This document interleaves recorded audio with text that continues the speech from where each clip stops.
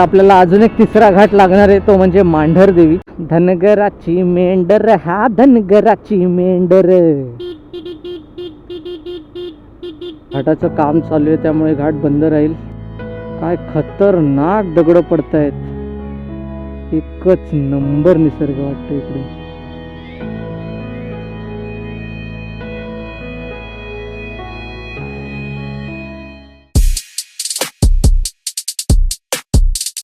सुप्रभात मित्रांनो, मी आहे मनीष बाने आणि स्वागत आहे तुमचं आपल्या यूट्यूब चॅनलवर ज्याचं नाव आहे रॉक्स टुरिझम.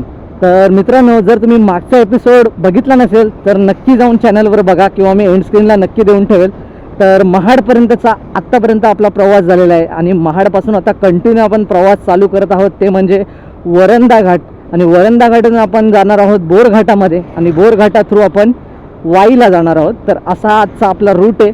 तर खूप मजा येणार आहे आजच्या या एपिसोडमध्ये, त्यामुळे व्हिडिओच्या शेवटपर्यंत बनून राहा आणि चॅनलला सबस्क्राईब नसेल केलं तर चॅनलला सबस्क्राईब जरूर करा. तर बघा, आतापर्यंतचा आपला मस्त प्रवास चालू आहे. महाडपर्यंतचा झाला आहे आणि महाडच्या इथून एक लेफ्ट घेतला आणि 9:30च्या आसपास मी महाडला पोचलो आणि नाश्ता वगैरे करून घेतला. अर्ध्या तासात आपला नाश्ता झाला आणि 9:45 आपण पुन्हा महाडजवळूनच राईड चालू केली आहे. तर आत्ता मला गुगल मॅपची वाटते गरज, त्याच्यामुळे मी गुगल मॅप लावून ठेवला आहे. पूर्ण मुंबईपासून महाडपर्यंत गुगल मॅप लावायची काहीच गरज नाही लागली, कारण जसं जसं आपण पनवेलच्या पुढे येतो त्यानंतर तर आपल्याला लावायची गरजच नाही लागत. फक्त पनवेलपर्यंत कदाचित लागू शकते ज्यांना रूट माहिती नाही. पण आता आपण इकडे बऱ्याच वेळा आलो त्यामुळे काही टेन्शन नाही, आपल्याला रूट माहितीच झालं आहे पूर्ण. पण आत्ता महाडपासून ही माझी जर्नी पहिल्यांदा असणार आहे, पूर्ण नवीन जर्नी. आणि जर तुम्हीसुद्धा वरंधा घाट भोर घाट कधी एक्सपिरियन्स नसेल केला तर माझ्या व्हिडिओमार्फत तुम्ही नक्की पूर्ण एक्सपिरियन्स करू शकता. वरंधा नावाचं एक गाव आहे, त्या गावाच्या इकडनंच तो घाट जातो, त्यामुळे घाटाला नाव वरंधा घाट देण्यात आलं आहे. सेम भोर घाट, भोर नावाचं गाव आहे आणि तिकडून तो पूर्ण घाट जातो, त्यामुळे त्याला भोर घाट नाव दिलं आहे. आणि त्यानंतर आपल्याला अजून एक तिसरा घाट लागणार आहे, तो म्हणजे मांढर देवी. कारण तिथे मांढर देवी प्रामुख्याने वसलेली आहे, त्यामुळे त्या घाटाला पण मांढरदेवी रोड किंवा मांढरदेवी घाट असं म्हटलं जातं. तर आज बऱ्याच घाटांचा एक्सपिरियन्स करायचा आहे, जवळपास 3 घाटांचा, त्यामुळे excitement level very very high. मोठ्या मोठ्या डोंगरांची सुरुवात झालेली दिसते आणि डोंगराच्या खालीच अशी ना घरं आहेत. एकदम रिस्की वाटतं पावसाळ्यामध्ये ना. खरंच आता जसा आता पाऊस चालू होईल ना मध्ये मध्ये, खरंच इथे थोडं रिस्क वाटते बघून. पण गाववाले लोक कशीही मॅनेज करतातच. वेरखोले नावाचं हे गाव आहे आणि तिथे हे गावाचं छोटंसं मंदिर. आणि सुरुवातच बघा या वेरखोले गावापासून असा मस्त घाट रस्ता सुरू झाला आहे. आणि इथे बघा, धनगराची मेंढर हा धनगराची मेंढर.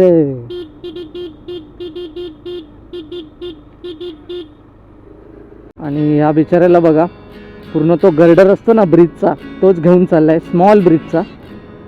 त्याला पण किती पॉवरची गरज असेल घाटामधनं जेव्हा ट्रॅव्हल करेल. भाई साहब, फुल पॉवर लागेल त्याला. ब्रेकिंग पण तेवढी मजबूत पाहिजे, खरी गोष्ट आहे. ट्रक चालकांना ना खरंच मित्रांनो मानलं पाहिजे आपण त्यांना कितीही शिव्या देऊ की आपल्यामध्ये येतात, हे करतात, ते करतात. काय ट्रक चालक खरंच असतातच हरामी, पण खरंच काय ट्रकवाले ना पोटासाठी खूप धडपड असते त्यांची. आणि मेहनत म्हणजे आपली मेहनत त्यांच्यासमोर काहीच नाही आहे, काहीच 1% पण नसेल. कारण एवढा मोठा हेवी लोड्स घेऊन जाणं आणि ते पण एवढं लॉंग डिस्टन्स कव्हर करणं आणि तेही सर्व प्रॉपर घेऊन जाणं, म्हणजे जरा पण कुठे क्रॅश वगैरे पण व्हायला नको. त्यांच्यावरती पूर्ण त्या सामानाची जबाबदारी, ट्रकची जबाबदारी. त्यानंतर इतर आजूबाजूला वाहनं जी चालत असतात ते लोक शिव्या घालणारी काही कमी नसतात. गौ माता बीच में नहीं आता. हो, ही पाईपलाईन आहे ना, कशी वाटते सांगू. विजयदुर्गला जेव्हा मी राईड करत होतो त्यावेळेला अशीच पाईपलाईन. आणि ह्या पाईपलाईनचं एक तुम्हाला हे सांगतो, या पाईपलाईन जर तुम्हाला दिसल्या ना तर समजून जायचं की गावागावाचा रस्ता MIDC टाईपचा एखादा चालू झाला आहे. कारण लांबच्या गावांना पोहोचवण्यासाठी अशाच पाईपांची व्यवस्था केलेली असते. ह्या अशा मोठ्या पाईपांमधून छोट्या छोट्या जलवाहिन्या फुटतात आणि घरापर्यंत पाणी पोचतं. जेव्हा आपली लॉंग राईड असते ना त्यावेळेला सगळ्या गोष्टी खरंच खूप मेंटेन करून निघावं लागतं. सतत आपल्या सामानाकडे पण लक्ष द्यावं लागतं, मोटोलॉगिंगकडे बघावं लागतं.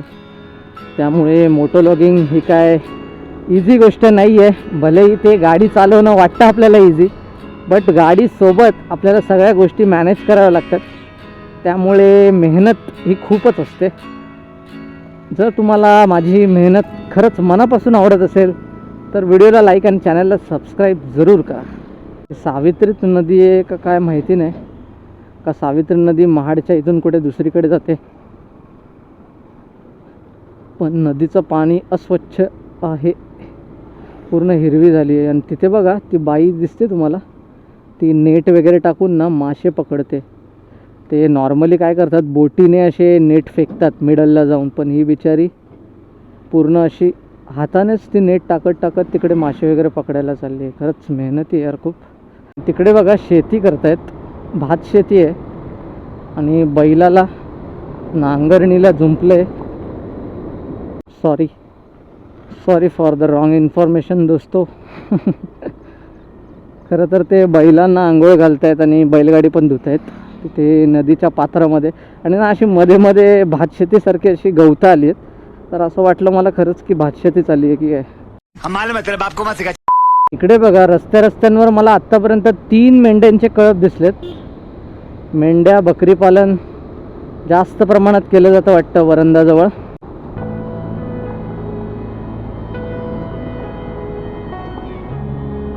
रस्ते आहेत चांगले, पण मध्ये मध्ये असे ना खराब आहेत, त्याच्यामुळे थोडंसं प्रॉब्लेम वाटते. बाकी ठीक ठाक लो चली मैं ने देवर की बारात लेके लो चली मैं.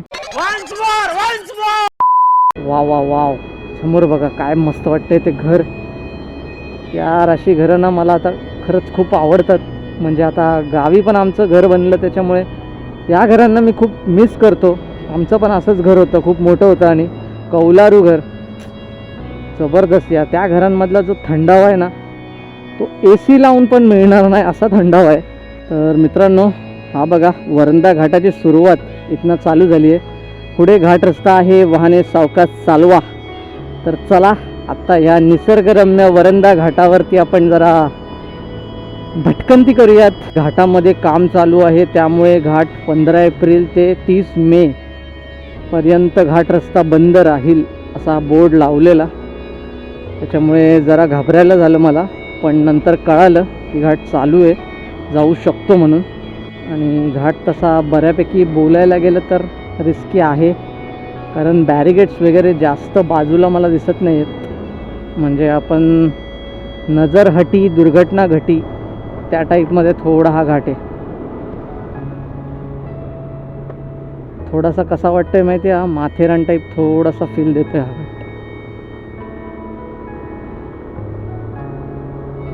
आणि इकडे बघा नेहमी गाडी वगैरे तर परवडत नाही, पण अशा या घोड्यांसारख्या खेचर आहेत माझ्या मते. आणि या खेचरना त्या काकी ओढत नेतात वरती, म्हणजे कमीत कमी त्यांचं सामान वरपर्यंत त्यांच्या घरापर्यंत घेऊन जाता येतं. खरंच हे खूप टाईम कन्झ्युमिंग आहे ही टास्क, बट तरीही ही लोक सहजपणे करतात. खरंच खूप मेहनत आहे यार. गाडीवरून जाणं आणि पायी घाट क्रॉस करणं जमीन आसमानाचा फरक आहे. आणि हे आसमान बघा, वाव यार. आत्ताशी घाटाला सुरुवात झाली आणि भारी काय काय मला बघायला मिळतंय. मॅपमध्ये तुम्ही बघू शकता, पूर्ण सापासारखी अशी वळणे आहेत ना, खतरनाकवाली. दिसायलाच ह्याच्यात भयानक दिसत आहेत, पण अनुभवायला तेवढं भयानक नाही वाटत आहे. अनुभवायला खरंच खूप मजा येते. इकडे घाटाचं काम झालेलं नाही आहे, त्यामुळेच तो बोर्ड मी बघितलेला की घाटाचं काम चालू आहे, त्यामुळे घाट बंद राहील. पण बऱ्यापैकी घाट तर चालूच आहे. बट हे बघू शकता तुम्ही, पूर्ण ह्या गोष्टी तुटलेल्या आहेत, कोसळलेल्या आहेत. आणि हे लोक आता इकडे सपोर्ट वगैरे ते लोक बांधणार आहेत. वाव यार, काय हाईटवरती येऊन पोचलोय बघा आता. आणि दगडं बघितली तशी वरून कोसळून ती या साईडला आली आहेत. म्हणजे काय खतरनाक रिस्की आहे यार. हे बघा, हे मोठे मोठे दगडांचे तुकडे पडलेत. बापरे, ही दरड कोसळते वाटतं मध्ये मध्ये. आपलं नशीब आहे बघायला पाहिजे बाबा, नुसतं निसर्ग बघून चालणार नाही. हे बघा मित्रांनो, काय खतरनाक दगड पडतायत. बापरे बाप. इकडनं कार जाणं म्हणजे खरंच मुश्किलीचं काम आहे. बाईकवाल्यांचं ॲडजस्ट होऊन जातं यार कसंही. कार्स इकडनं काढणं म्हणजे खरंच टफ आहे. इकडून ही नेचर्स ब्युटी बघा. What a height man, what a height. एकच नंबर निसर्ग वाटतं इकडून. आणि निसर्गाला बघून ना एकच गाणं तोंडावर येते आता. हिरवा निसर्ग हा भवतीने, जीवन सफर करा मस्तीने, मन सरगम छेडा रे, जीवनाचे गीत गारे, गीत गारे, धुंद वारे, ला ला ला ला ला. हो नवे पंख पसरा, उंच उंच लहरा, नवे पंख पसरा, उंच उंच लहरा, भिरभिरणारे गीत गारे, गीत गारे, धुंद वारे, ला ला ला ला ला.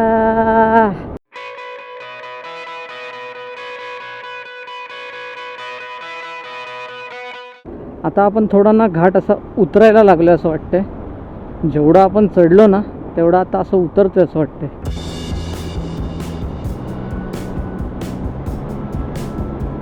ते 3 इडियट्स मधले लडाखला जाताना रोड लागतात ना, तसं काहीतरी आता लागलंय. काय सुंदर दिसतंय बघा समोर हिरवळ. वा वा वा, एकदम वाव वाव आहे. हे बघा रस्ते बघा.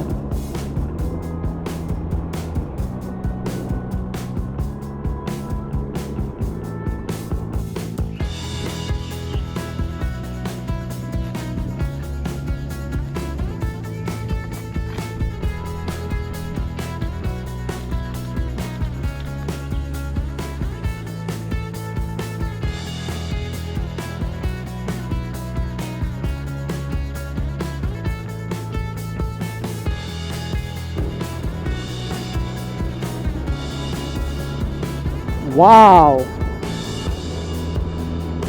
नदीचं पाणी बऱ्यापैकी आटलंय. इकडे पाऊस वगैरे काय होत नाही वाटतं. पण हा ब्रिज खरंच खूप क्लास होता. आणि पोरं बघा करवंद वगैरे विकतायत. बट मी आत्ताच खाल्ली, त्याच्यामुळे करवंदाचं मन माझं भरून गेलंय. करवंद खरंच खूप टेस्टी होती. असं एक पण करवंद निघालं नाही जे एकदम कडू आहे किंवा जास्त आंबट आहे. मीडियम आंबट होतं, बट त्याच्यासोबत बाकीची अशी गोड होती ना, मी सगळी एकसाथ खाल्ली. त्याच्यामुळे मजा येऊन गेली एकदम. आणि हा मित्रांनो भोरघाट चालू झालेला आहे. शार्प वळणं आता भेटत आहेत आणि रस्ता पण थोडा मोकळा वाटतोय. कारण जो वरंदा घाट होता ना तिथे रस्ता थोडा असा बारीक वाटत होता. सिंगल लेनच होती पण रस्ता थोडा छोटा वाटत होता. पण आता बघा भोरघाटमुळे असा रस्ता थोडा असा मोठा झाला आहे आणि टर्न्स पण खूप असे वाईड आहेत. त्याच्यामुळे चालवायला अशी जास्त भीती नाही वाटत आहे. जेवढा वरंदा डेंजर होता तेवढा भोरघाट नाही आहे. मित्रांनो माझ्या बाजूनेच ना एक डॅम आहे, धरण आहे कुठलं तरी, पण नाव मला एक्झॅक्ट कळत नाही. आणि गुगल मॅपवर पण असं दाखवत नाही त्या नदीच्या ठिकाणी किंवा त्या डॅमच्या ठिकाणी. हा बघा इकडून तुम्हाला व्ह्यू भेटेल डॅमचा.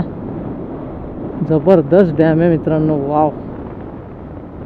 आणि तिकडून एक खालून एक रस्ता पण चाललाय. तो कुठला रस्ता आहे का आयडिया नाही आहे.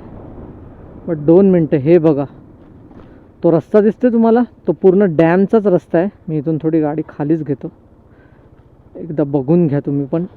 वाव आहे वाव. तो बघा रस्ता असा चाललाय, डॅमचाच येतो धरणाचा रस्ता. आणि हा मोठा डॅम सुपर, एकदम सुपर दिसतोय. आणि मित्रांनो इथे मी थोडा बॅग वगैरे सेट करायला थांबलेलो. हे बघा वरती बघू शकता आंब्याचं झाड आहे.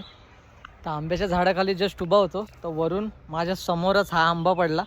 एकदम मस्त आहे, बिटकी टाईप बोलतो ना आपण, तसा आहे. एक नंबर आहे. आतून एकदम पिवळा धम्मक आहे आणि टेस्ट एकदम गोड. वेलकम टू भोर मित्रांनो. भोरमध्ये तुम्हा सर्वांचं स्वागत. भोरमध्ये एंट्री केली आपण 12:06, म्हणजे जवळपास 12 आपल्याला वाजलेच आहेत भोरमध्ये यायला. तरी हा वरंदा घाट आणि भोर घाट बऱ्यापैकी मोठे होते, त्यामुळे आपल्याला टाईम लागला थोडा क्रॉस करायला.